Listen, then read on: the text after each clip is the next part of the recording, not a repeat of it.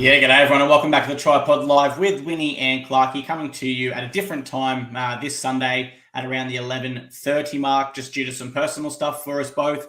But we are here to recap every game we've had so far in round two. Of course, that won't include the Eels or Storm game, though I think a lot of people would agree that's a bit of a predictable result in a lot of ways. But Winnie, we're here to recap the 5 games we've had so far, not including the final or Las Vegas. How you going, man? Good, thanks, bro. I was going to say, we're coming to you minutes after the Eels have just beaten the Storm 25-24, so we can clip that if that comes to pass. It's unlikely, but it's a funny one. The results have been fairly predictable. Probably not the blowouts, but the favourite has won every game this round apart from the opener with the Raiders, who were outsiders against New Zealand. But the Raiders were quite a popular underdog.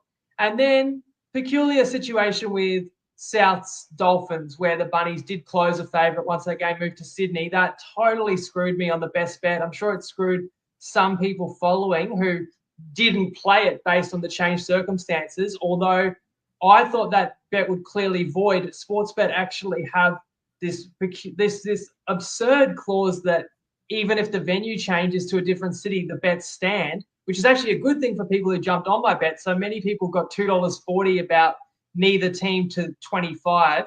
That game ended 16-14. So that's a win for plenty of people following. But I was in a no-win situation where I can't really put that down as a best bet winner, because I also said once it moves City, don't play it anymore.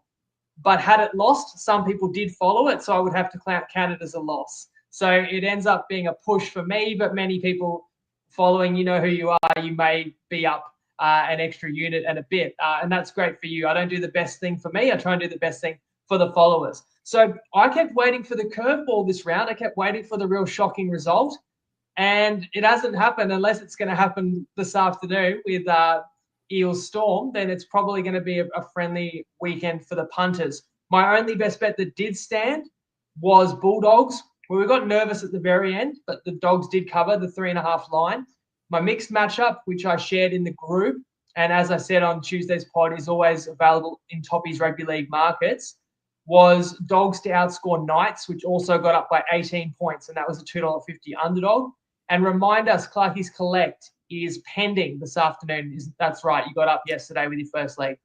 Still pending? Yeah, we need our Storm to win by double digits this afternoon. So if that goes, I think that'll get us back to about even after the round 1 loss. And the Storm line is already up to 18.5, but you've got the alt line 9.5. Your first leg was the same as my best bet, right? Yeah, playing the 3.5 with the Bulldogs. Were you nervous at the end? Oh, just the way that the Dragons were coming back, there definitely felt like there was something in the air. Like the life and the momentum that the Bulldogs had built was just dragged out suddenly. And I was actually like, okay, this is getting a bit dicey now. Probably the moment I felt most worried was when Jacob Liddell took that quick tap, and everyone just kind of watched him and grabbed at his legs. And I was like, oh no. But in the end, the best bet still cashes, and the first leg of Clarkey's Collect. So that's good there. Yeah, well, we can get to that game. But do you want to just talk about that overall point I was asking around how much do we overreact to round 1? So if you're watching us live, I know we've come in a bit on impromptu time, right? But there's 3 standout teams this round. And I'll actually put Penrith to the side, although I thought Penrith were mighty impressive and Penrith played a very good Sharks side. But they won by 6. But 3 teams this round have won by 20 or more. The Raiders, the Broncos, and the Seagulls. So my question to you, Clarkey, and to anyone following is, how much are you reacting to that performance? Like, suddenly, are the Raiders a finals team to you? Are the Broncos top 4 based on what you've seen in 80 minutes? Are Manly top 4? You know, Manly was 7th last year. Is Manly a genuine contender? You know, or we've got to take into account who they played, of course, but how much are you buying into any of those big wins?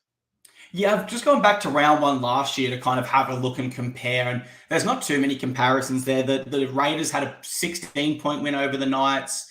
The Storm beat the Panthers. Panthers still went on to win the grand final. Eels, they thumped the Doggies, and their fortunes changed, but a lot of that could be said due to the Eels' injury woes. And Cowboys thumped the Dolphins. Cowboys played finals. Dolphins just missed. So I don't think there's too many trends that we can look at from last year to this year in terms of the blowout results. And ultimately, it is round one. I think like if we're tuning into NRL 360 and the mainstream media and newspapers, they are really going to narrow in and laser in on these results and act like some of the problems are bigger than they are. I just think in round one, it's a horrible way to start your season, but there's still 26 weeks. Like a lot can change in footy in 1 week. I always go back to the World Cup final. That was the first time you and I started recording together. Sorry, not the World Cup final, the World Cup itself. And I liked Samoa in the first round. England pump them. But then Samoa came back just a few weeks later and looked a completely different team. And so 1 week in footy is a long time, let alone 26. That doesn't mean I'm sitting here and saying, the sides that got thumped, such as the Cowboys and Roosters, are still going to be, locks for my top 8. They're certainly not.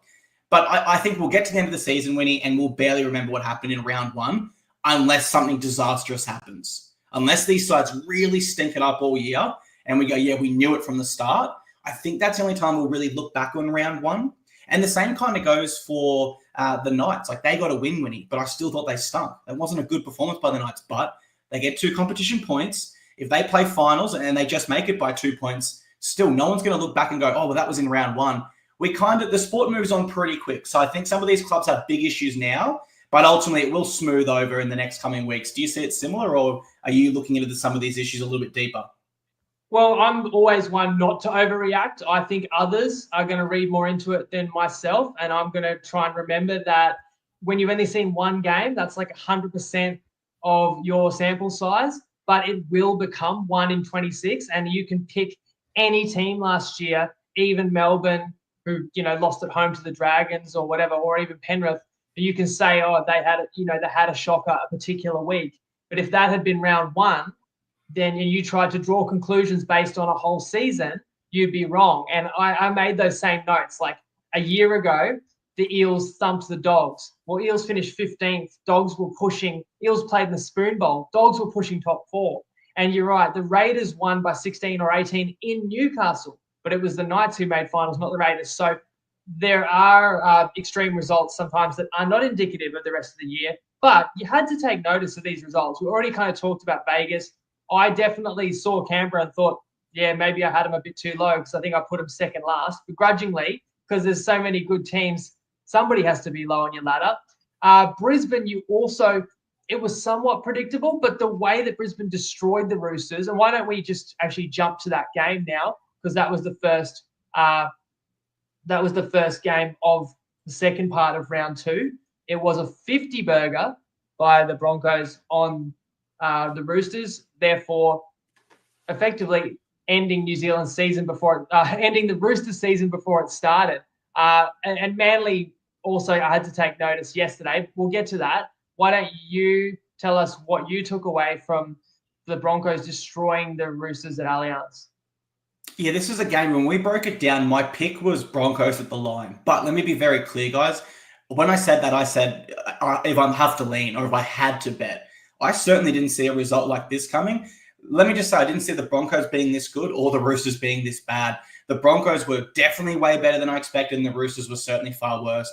My biggest takeaway is the Broncos' start to this season. Now, last year they started 2 from 5, and that was after they also won the preseason challenge, as they did this year. One of their losses last year was, of course, to the Roosters. Now, it was in Las Vegas, so a little bit of a variable there. But I think they wanted to send a message, and I reckon that message was received loud and clear across the league, because the next day in the newspapers and all over radio and everything in the mainstream, people were genuinely saying, the Broncos are locked for the top 4. And as we said, the sport moves very quickly. One big win is awesome, but there's still a long race to go in this one. I felt like they were able to establish some dominance early with their forward pack of Patrick Carrigan and Payne Haas up front. That is formidable. That is probably the best prop pairing across the competition without doing any proper look into that. And then once Victor Radley went down, one of their more experienced forwards, although he's not a middle anymore, he's out on that edge, you could kind of tell the Broncos smelt blood in the water, and they started to pick up their pace. And Payne Haas started to offload more, and Carrigan started to have more post-contact meters. And the Roosters' inexperienced forward pack, particularly off the bench, where I think they had 2 debutants, just were not able to match it at all. So I do have concerns for the Roosters' run coming up in saying what I said before about one loss not being so bad. That's because they go Penrith away, Warriors in New Zealand, and then the Titans at home. Admittedly, that last one doesn't sound so bad, but I believe they probably will start the season 0-3 and probably get that win over the Titans, to be honest. Early season struggles, yes, they've had it in recent years, but the difference is in previous years, they've had a much stronger roster. And there's always kind of been a star injured or someone suspended. So there was always someone classy to come back still. Whereas at this stage, it's not looking likely. Like, I think this is a side that looks like they're going to struggle. Final point for me, Winnie, I thought the Broncos just overwhelmed them. Simple as that. They overwhelmed them with completions, offloads, line breaks, middle momentum. You name the stat. The Broncos overwhelmed them. And this Roosters side, who's lost over 1,000 games of NRL experience, they were just lost. They didn't have an answer for it. And that's how I saw that game. How'd you see it, though? Well, maybe, I don't think Brisbane got spooked, but we thought we might have a game on our hands when the Roosters score the first try, 70-metre try, and TUES shows what he can do, Dom Young finishing it off. But after that, it was an absolute steamrolling by Brisbane, and it was through the front line there. And you talk about, like, for me, Haas was just skittling players the whole night and moving Carrigan to the front row. It just makes Brisbane so hard to handle. And for the Roosters, trying to remember who out of that starting pack last year isn't there. I mean, like, Jared's retired. That leaves a hole. You let Terrell May walk out the building for reasons unknown. Spencer Leniu is suspended. Tupanua's out. The Butcher brothers neither played, did they? Or one? Neither played. Then Radley goes down as well. So we're up to like 6 players. Nat was withdrawn during the week, I think, as well. So, and like, they lost. The Roosters lost by over 30 points. I did think once Radley went off, it made a big difference, but not trying to make excuses for the Roosters. They just couldn't handle Brisbane. Brisbane looks so athletic. And that was predictable that Brisbane would be fired up and be great for this game, but I was surprised about how bad the Roosters are. But it is a little bit of one of these games where it got out of hand. And then when a team builds momentum, it sort of snowballs because the other team is doing all the tackling, all the chasing, and then starts falling off tackles. Of course, there's the stat that no team has ever won the comp conceding 50. Nobody probably thought the Roosters were winning the comp this year anyway. And funnily enough, the last team to concede 50 in their opening game is actually more rare because teams don't usually give up and can't complain about being sort of decimated or gassed. It was the Roosters about 15 years ago as well in round one. So that's a sorry way to open your season, especially in front of your members. I think as well in that season, the parallels were Steggles wasn't their major sponsor, which of course it isn't now. And they also, after conceding 50 in round one, did win the wooden spoon. So a bit of history there. The unfortunate history, I suppose, for the Roosters fans, mate. Let's park that game there and move on to game 2, shall we? Which was the Knights and Tigers. So Knights get the win there, 10 points to 8. My pick for this one, as I did say in unders, I thought a bit of a low score. So although we're not on at our usual time, anyone that is here live with us, interested to see if anyone found any value there they liked. My biggest takeaway for this one, Winnie, a game of 2 halves. Both sides held each other to 0 in the respective half they won. The difference was the Knights had one more try. Not too much separating these sides. I think they both realistically looked like bottom 5 sides in this contest with probably a ceiling of top 7 or 8. Nothing really too special from this game coming from either side. And I would honestly say there's probably more positives for the Tigers. Not to, kick the Knights fans here, but look, they were missing Coruscant and Buller. That's half their spine. Whereas for the Knights, this is a side that had really good trial form. They've played finals back-to-back seasons. They probably should have won here by a more significant margin. But in the end, a win's a win. As I said earlier, come finals time, if the Knights make it, no one's going to remember this game, rather. So ultimately, it just comes down to the fact that the Knights needed to win. They did. They got 2 competition points, and they move on. And for the Tigers, I think they look at the positives and keep trying to improve. So probably a little bit of silver linings for both clubs in this one, mate. Did you see it the same way? Well, nobody's going to remember this game if the Knights make the 8, but if it is as tight as we predict, it could be the difference in making the 8 or not, as crazy as that sounds, because West can get better too. And I know it was put in that spot, the early Friday game. It's rarely a blockbuster. 10-8 is an underwhelming score. But I do think everyone always says when below average teams play and it's low scoring that it was a terrible game. I mean, would you have been more impressed if it was 30-28? I actually think there's good signs in each team holding an opponent scoreless for a half, conceding 10 or less points, because these sides have actually had softer underbellies in past years. The attack is going to come, I think, for both sides. Newcastle's got a new halves combination, and the Tigers were missing key players. And that was the difference to me. Tigers are out of the blocks early, try 5 minutes in, the new recruit, Skelton, and it's a beautifully executed try. And Campbelltown fans are up and about, and the Tigers get a penalty. That's fair enough in a low-scoring game, extending that lead to 8-0. I just felt like had the Tigers been able to score again, and we know, in fact, that one more score would have done the trick, but I felt like the Tigers could have absolutely taken the game by the scruff of the throat if they could have scored one more time with opportunities. So you have to give credit to the Knights for being gritty, hanging in there, just keeping it, within 8. And it took the Knights over 50 minutes to actually get on the board. But once Newcastle cut the lead to 2 and it was 8-6, then you felt like the Knights had that confidence that they could get over the top. The Knights chose not to take a penalty goal and level it up at 8. Actually went for the try, and although they didn't get it, that showed some positivity. But for me, it was very clear that the Tigers missed Api Coruscant, who will be back next round. He was suspended, and missed Jareem Buller.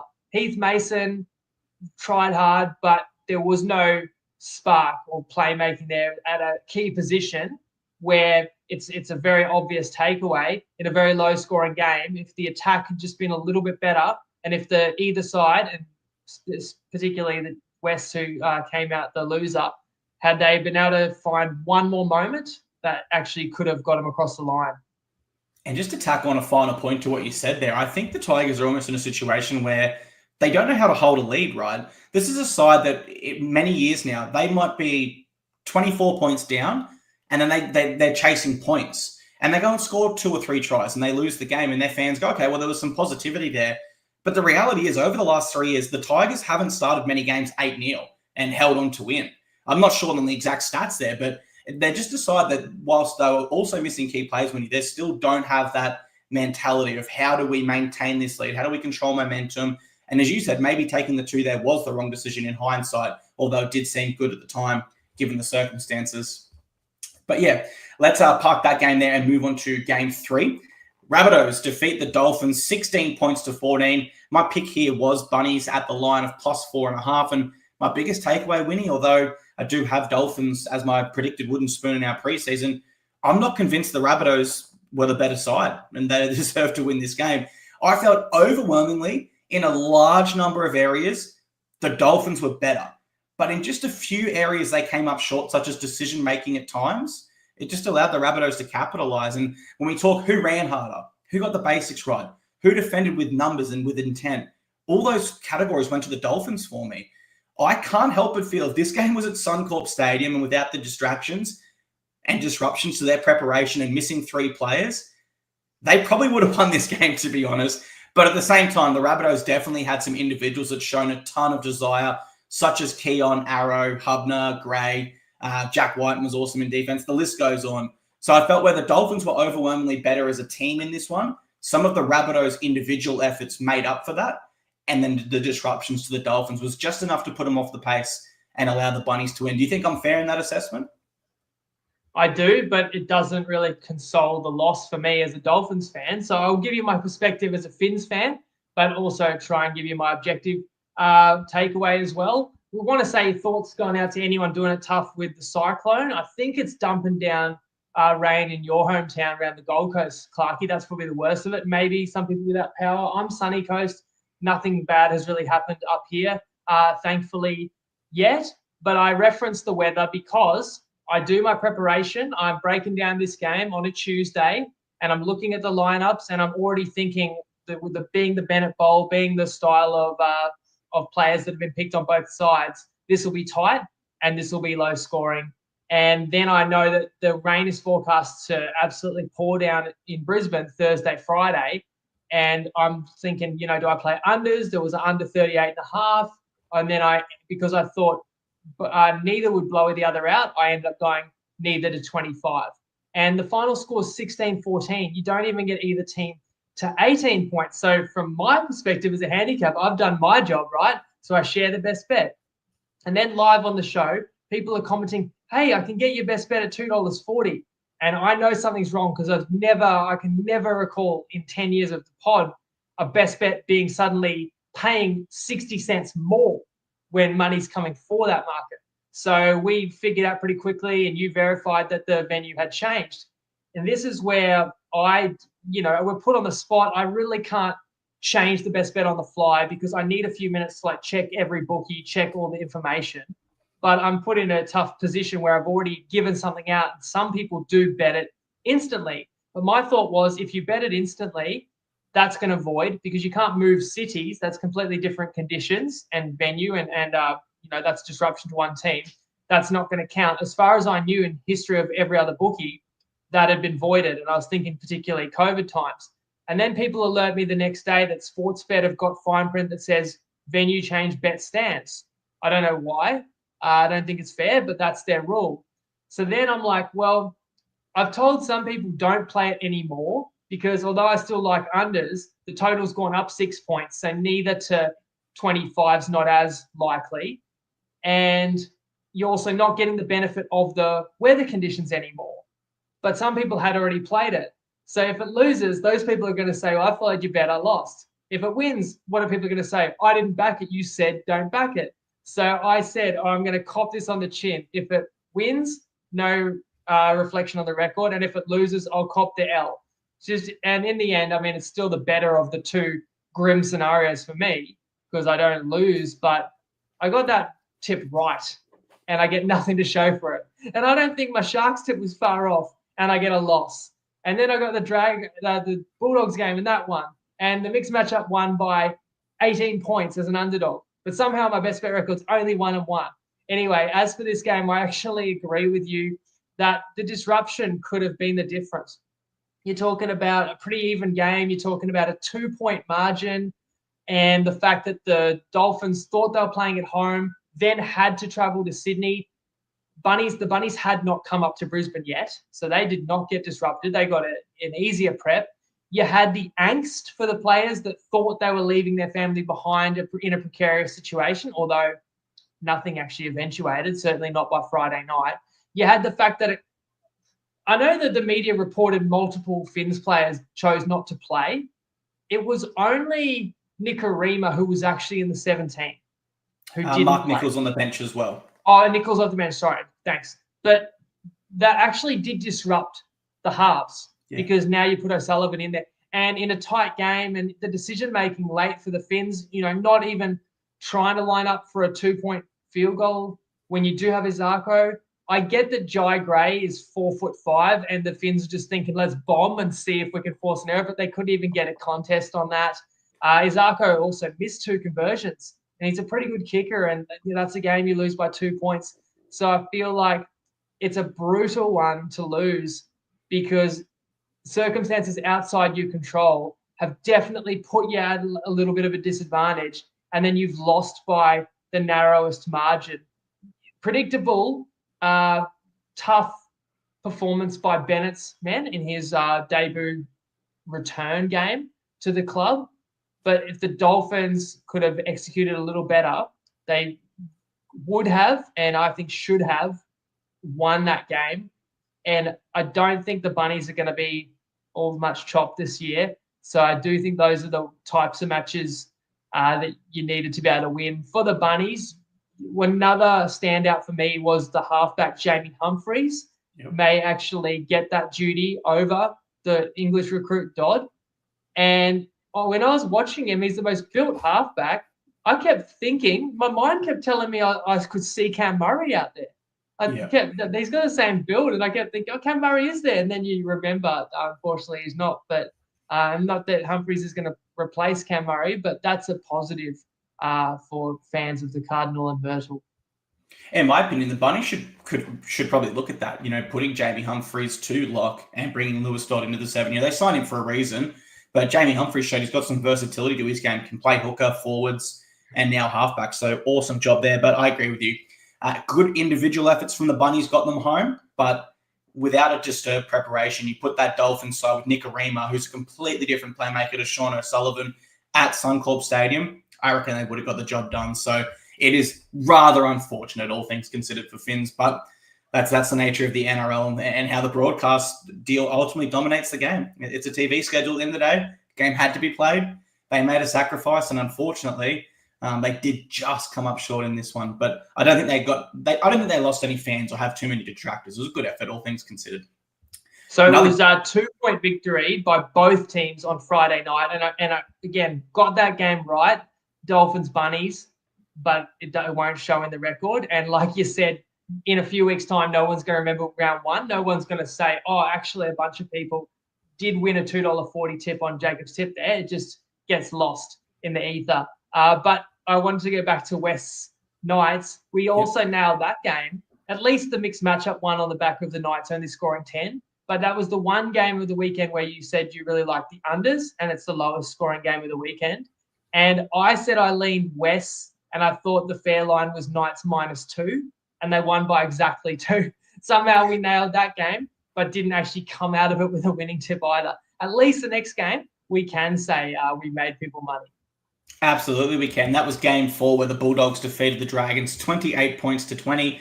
My pick in this one was Bulldogs at the line. And I also said if you guys can find some value on the Dragons on an unders team play, I didn't mind that. Now, my biggest takeaway in this game was the Dragons' lack of kick pressure on Matt Burton all game. And why I bring this up, and although it is a bit of a niche in the game and one of those minor details, it was left unattended for 80 minutes.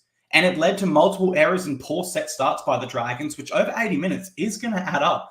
They just refused to put pressure on Matt Burton's kicks, which I thought was strange there. The Dragons did do better than I expected in attack, though. They did hit the 20 mark. I only expected them to score maybe 2 tries. One of their players had 3, so a bit of a misprediction there from myself. And I will say the Bulldogs kind of steel edge to their defense that was there last year, where they just didn't quit. They scrambled and everything. It wasn't quite there, but it is only round 1, so I don't have any long-term concerns there. Where I think this game was won and lost was the Bulldogs bench. And that was their strength in this game.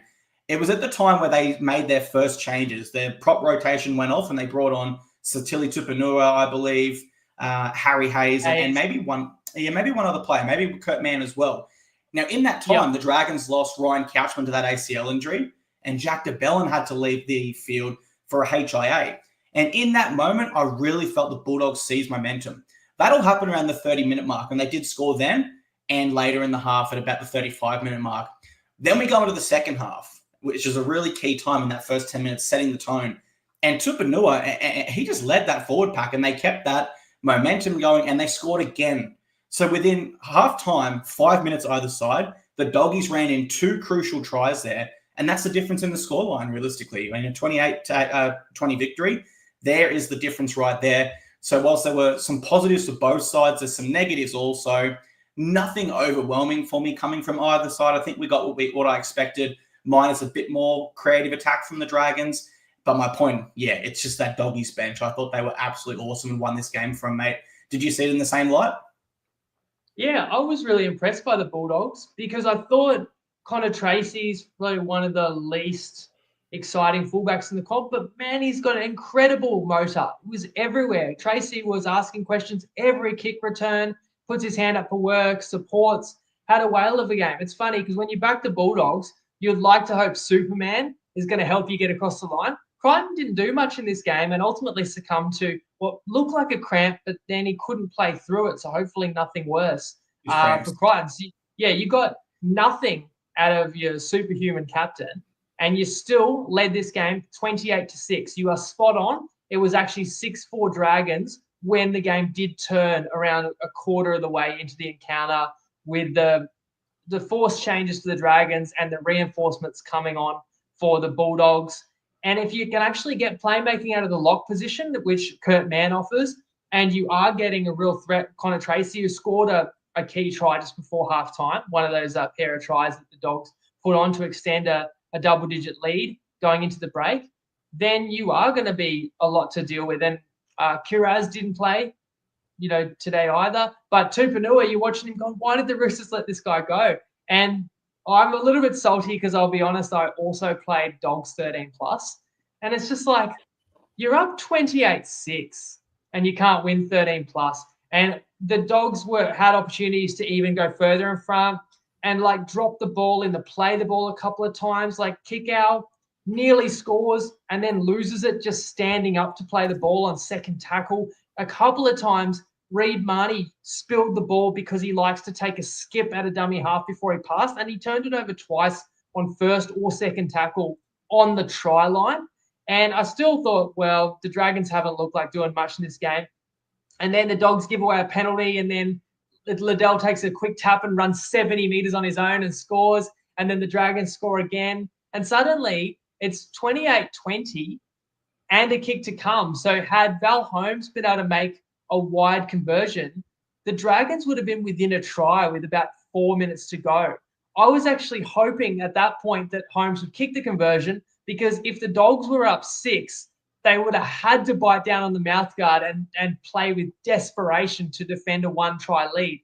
When Holmes missed the conversion, I thought for sure the Dragons are going to throw caution to the wind these last 4. The Dogs are going to know we're still up 8, and there's going to be a meaningless try with like a minute to go. And I'm actually like doing the calcs like, oh, well, if the Dragons score inside a minute, maybe they won't take the conversion and we'll win by 4. But I could just feel this backdoor try coming. So thankfully, the Dragons spilled it a couple of times. The rightful team won this, and I would just say it probably wasn't even as close as an 8-point margin. None of the new recruits for the Dragons really stood out, but that was part of my handicap, that you're going to need game time together for the likes of Gutho, who's always busy, as is Damien Cook, how that rotation works with Little. And at the end, both hookers were on the field together. Val Holmes couldn't get much ball because the Dragons pack, who, as we saw last year, is not the biggest, but they are one of the fittest and fastest, and their line speed dominated this game. And the Dragons very rarely rolled out of their end all game, very restricted, and that's why I don't think the Dragons really deserved 20 points. But they scored a flurry of 3, late ones towards the end when it was basically all over. Yeah, it did seem the Bulldogs slacked off a little bit as much as the Dragons did pick it up towards the end.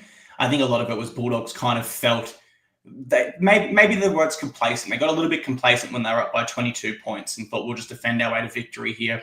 I guess 2 final points, if I can quickly. Val Holmes, that left wing spot outside him, he had 3 try assists in the trial against the Rabbitohs and 3 try assists yesterday. So that left winger for the Dragons, especially given how much of the left side Gutho played at the Eels, I'm always going to be looking at Christian Tuipulotu if he stays there for a try scorer for the Dragons. And my second point escapes me, so I will move on to Game 5, which was the Sea Eagles defeating the Cowboys 42 points to 12. Now, when we broke this one down, I did tip Manly, but I said it was one of my lower confidence plays. I felt this game could kind of go either way. And my biggest takeaway is the only thing that stopped Manly in this contest was themselves. Make no mistakes. Yes, the Cowboys scored 12 and Manly stopped at 42. But for the final, I want to say at least 20 minutes roughly of the second half, Manly stopped playing. The cue was in the rack. The result was secured.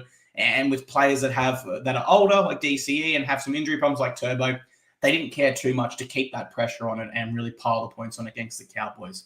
Now, for the Cowboys, I know they scored 2 tries. That doesn't diminish anything for me as to how poor this performance was for them. And it is round 1, but I am concerned for them. Their next 5 winning is Sharks, Broncos, Raiders, Panthers, and Rabbitohs. Now, all of those sides are coming off impressive games in round 1, and they won the game, bar the Sharks, which I think most people would still give them credit for their effort. So this is a Cowboys side that really can't afford to look for improvements. You know, they were in the finals last year. It's Reece Robson's last year at the club, and they have Murderers Row coming up. They need to improve sharply and quickly. Why I'm concerned is this isn't like a new issue that's popped itself up and we're like, okay. Yeah, the Cowboys, they struggled a little bit defensively and they struggled outside of Townsville. Like, we've known this for years now, I feel. We've spoken about this for at least a year now, possibly even 2. And that's why it's super disappointing for me, because I did lean to Manly. But pre-game, this was a game that if the Cowboys had gone down in round 1 and made a statement, they got a great record at Manly's home ground, they were saying on the broadcast, it wouldn't have shocked me. But what transpired was nothing of the sorts. They didn't turn up. They need to change something really quickly for me. So my final point was just Manly are absolutely sensational. And I think for the Cowboys, I've probably said enough, right? How did you see it, though? Well, I didn't have a tip on the game. So I tipped Manly to be bottom 4, and I already had the Undertaker feeding me. I think it wasn't even it was halfway through the first half yesterday. You tipped this team to be 15th. Like, look, but I thought they'd win yesterday. Now, I'm guilty of not laying the 5.5 with Manly. When you look back and a team wins so comfortably, you've got to ask, well, why didn't I pick that out? The trend that I gave out overall for this round pretty much rung true. If you think about every game, the team with less turnover, less disruption, and more continuity generally won. I would say when you look at how many different faces there are for the Roosters, more so than Brisbane, Brisbane pumps them. The Knights, new halves, but it's a more similar roster than the Tigers this year, who played, Jerome Luai played his first game, and the Knights, maybe that familiarity got them home. The Bunnies as well, I suppose, big outs, but the Dolphins did get disrupted as well. They're probably similar rosters. I said the same about the Dragons with the new reinforcements, why I didn't like them so much round one, and the Dogs knew what they were doing. And that was the reason to play Manly last night too. It's the same team as last year, which was a pretty good team, as opposed to the Cowboys' new halfback in place. But it is rare. Like, we talked about extreme results in round one. You don't want to read too much in, but it is rare for multiple teams to get blown out, because I always talk about rugby league being a game of attrition. And through the ebbs and flows of a season, teams are going to have highs and lows, and they're going to have games where short turnarounds, you're just out of petrol, the rep season hurts you. But in round one, what's your excuse? Everyone's fresh, everyone's fit, and nobody should be giving up. Even if you are down 3 tries, you should still be fighting, because you want to improve your spot. And, there's a long way to go in the season. So, this one was over after 10 minutes. The Seagulls had 3 tries inside 10 and just dominated from start to finish. And I don't want to say it was predictable, because if it was predictable, we should have, had Manly laying the points. And anyone who backed Manly won yesterday, unless you had Turbo in your same gamer and thinking, how does this team score 42 and he's in everything? The Turbo didn't cross. That's the only way you could have lost backing Manly. But like, one of the reasons I didn't like Manly for the season, I've talked about them being a top-heavy team, dependent on a handful of players. That's not going to burn you in round one when everyone's available. But that still does make you vulnerable through the season. So it's a bit much to throw my full ladder predictions in my face after one game. If I'm totally wrong and I get a game itself wrong and it costs the best bet, then, I was wrong that week. But my ladder is not going to shake out after 1 week and then sit perfectly in those positions. Teams are going to go up and down. So I've given sort of my opinion on some sides. And look, Manly did look more impressive and sharper than I expected, but I think other people out there have to be honest, who really thought Manly was winning by 30. If you did, I hope you laid a wide margin. The Cowboys, once again, as I said last year, they hate tackling. They hate defending. And you're not a serious team if you're not willing to do that dirty work. And the Cowboys actually still made a finals run because they got a bit more buttoned up towards the end of the year. But you got to recall, the Cowboys for the first half or 2/3 of the year last year were like winning or losing often shootouts, but never reliable defensively. And once the game got away from them, I'm going to give benefit of the doubt. As I said at the start, I'll bookend my opinion by saying I'm not overreacting to one game, because I do know that it compounds when you get down and you thought you had a chance to win, and suddenly the other team is running tries in and your head's spinning and your match fitness isn't there. So the fatigue is forcing bad decisions and forcing mistakes in defense and in attack. And so maybe that's the case for the Roosters and the Cowboys, particularly the two teams that let in the most points. And in different game circumstances where it's a bit closer and where they get a fair share of the ball, those teams can obviously be a lot better because they were awful. But it's still extremely worrying. And of all the 17 teams, if I told you someone was going to fire their coach 2 months into the season, Peyton is probably sitting on the hottest seat of any of them. Yeah, I'm just thinking I would say so. Benji Marshall would have to be up there as well. But yeah, you're right. Peyton, because you could have said O'Brien, but Adam O'Brien is very thankful that his team got the narrow victory. If the Knights keep chipping away with wins, the pressure won't be on O'Brien. Benji, the expectations are not that high. I think the Tigers would have to be like 1-7 after 2 months for Benji to actually get fired, or 0-8. But if the Cowboys are 1-7 after 2 months, I think that's the end. Great start to Peyton's tenure, but it hasn't been working for a decent amount of time now. I think what kind of adds the exclamation mark to your point there is it's not so much that the Cowboys might be stagnant. They might not be improving as much as they'd like under Peyton. It's the fact that the same issues that continue to plague them are still prevalent. They, for some reason, really struggle when facing sides in Sydney. They can't get over the hump in Sydney a lot of the time. And then, of course, the defensive issues. Even the owners, you say, Todd, you've had this team for 3 or 4 years now, and yes, we're winning games, but we don't want to be reliant on offensive shootouts to win. That's not how you win premierships. And unfortunately, if they were to let go of Todd, they almost enter a bit of a rebuild phase because you're not quite sure if the halfbacks, Clifford or Duffy, Reece Robson goes, so you need to identify the next hooker there. Drinkwater obviously remains focal to your attack. But then you have some of those aging forwards like Jordan McLean, Jason Tamalolo, Cohen Hess that we need to start looking at the next crop. And man, I think for the Cowboys winning, I know I'm getting a little bit off topic here, but I think 5 or 10 years from now, we will look back and say, they should not have got rid of the hammer. He should have remained their fullback. Drinky should have been the 6. Dearden should have been your 7. And then Robson probably doesn't leave because they'd be a very dominant side. But I digress a bit too far there, mate. So I think we parked that game there. We'll give a quick reaction maybe to the Eels and Storm game on Tuesday before we preview. But obviously we're recording ahead of schedule if you're listening as a podcast later in time. So that's all we'll have to recap for you guys today, Winnie. But I'll hand it over to you for any final words or things you need to plug.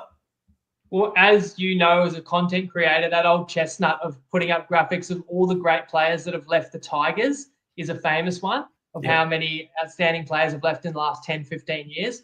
It would be comparable for the Cowboys. I feel like to do that justice, I don't want to do it off the top of my head because I'll forget some blue chip players. But the Cowboys, the retention and free agency acquisitions has been very questionable. And I think as well of the Dolphins captain, Tom Gilbert, like he's walks out the door. Fini Fuiaki's there now as well. The list goes on. And was Connolly Lemuelu as well? Was it Cowboy? Like the list goes on. And as you talk about now, the Cowboys find themselves with an aging forward pack. But maybe I have to issue a big apology to Chad Townsend because he leaves the Cowboys and look what happens. Although the team he went to was the only side that conceded more points. So not sure. Yeah. Maybe that wasn't the key factor there. But look, guys, if your team got flogged, it is only one game and things can turn around.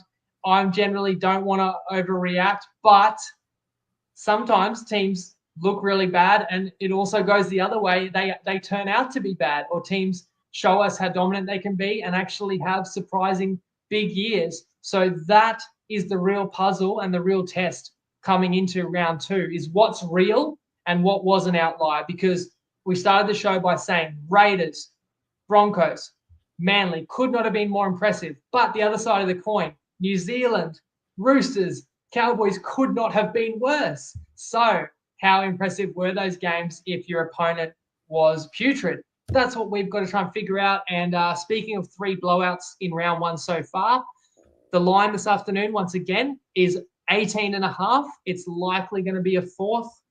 I didn't give out a play. It is the highest line I've ever seen in the history of following NRL in round 1. Although the Dolphins were an 18-point underdog in round 1 in their inaugural season. It's a bit different because that was an expansion team and they won the game outright. So is that some sort of omen that Eels fans can attach themselves to? Unlikely, but let us know in the comments like sort of what you're backing this afternoon, because it's going to be another one very popular with the punters. Maybe your multis are still alive and you're cheering the Storm, or you're cooking a same gamer and you're trying to figure out which Storm players to include. If you've got one cooked yourself, Clarkey, you can share that, or else just say like who you think's destined for a meaty this afternoon. I'm sorry. Due to the Storm, I wasn't going to be available to Savo, and we thought with just one game to go, just get this out there. But normal programming will resume on Tuesday for the season, for the round 2 preview. Yeah, absolutely, man. I think we've seen a lot of teams flex their premiership muscle this round one rather, and I The think the Titans Storm haven't even played yet.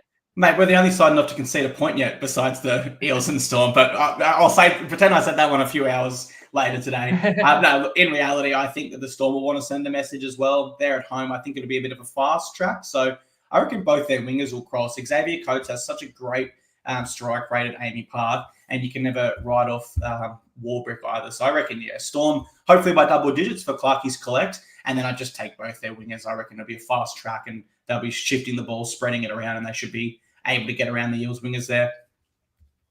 Thanks for doing this with me early, mate. And thank you to everyone who joined in early. Enjoy the rest of your Sunday. We'll see you next Tuesday.